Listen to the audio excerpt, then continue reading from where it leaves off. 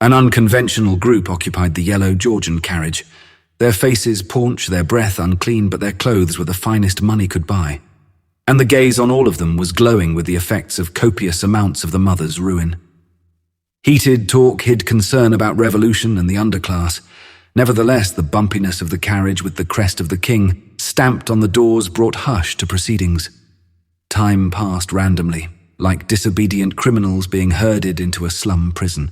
Then the Georgian lot belched their opulent lunches over each other without manners, while the hard wheels on the carriage skidded over the cobbled streets, and the turds grooved into the cracks like squashy cement.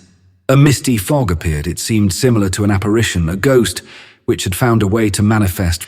The carriage rushed through the fog and along a muddied puddle. It reflected a sullen bleakness in the swirling water amongst the dead flies, autumn leaves, and crushed beetles. Nearby, blind men begged. Shoeshine boys played with stones, street urchins joked. Shoeless children cried, cold and hungry, wanting nothing more than a warm place of solace. Women of the night, crimson-dressed, came onto the scene. Noticing the rich types in the carriage were former punters. Crippled soldiers from the Battle of Waterloo bemoaned their woes and anguish as they hobbled beside each other, one without an eye, one without a leg, and two without an arm. All these soldiers' eyes held a story of despair within them, mainly of the futility of war. Tears followed, carrying parts of their soul, parts of their dignity, and the remnants of what faith they had left. The aristocratic Georgian society in the carriage mirrored the Prince Regent's glut perfectly, a man so consumed with debauchery that he was the butt of many cartoonists' mockery.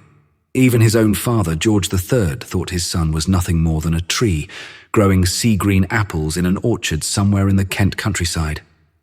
The king truly was mad as a March hare. The carriage drew to an abrupt halt. The horses neighed, raising their hooves into the sky. They coughed, snorted, and their bits were covered in frothy foam. Then they defecated onto the streets. Kor, what a stink!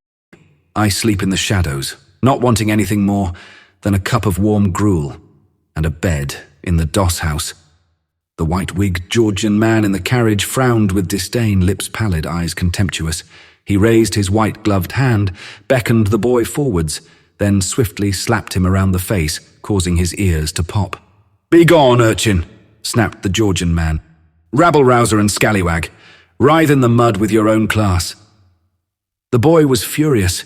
He drew all his strength from this abuse, darted back to the carriage window, and spat mucus into the face of his abuser. A brief silence brought a moment of solidity. Bang! A pistol shot fired into the face of the boy, killing him instantly. A commotion occurred in the street nearby. Rough types darted onto the scene, their human frames expanding in the hoary nightlight. Then the loud crack of a whip caused animals' shrieks to turn into a raucous pant. The horses reacted, and the carriage pulled away, leaving the ugly crowd behind to fight and remonstrate amongst themselves.